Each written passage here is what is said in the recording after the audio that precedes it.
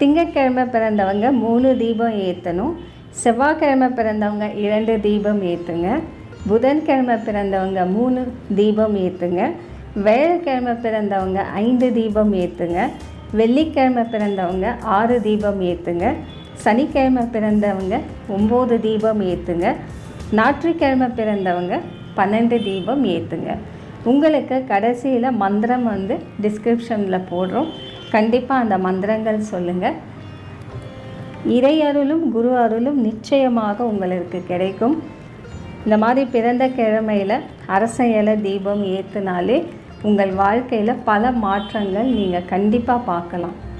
சில பேருக்கு பிறந்த நேரம் தெரியலை, பிறந்த கிழமை தெரியல அப்படின்றவங்க சனிக்கிழமை 9 தீபம் ஏற்றுங்க. பொதுவானது.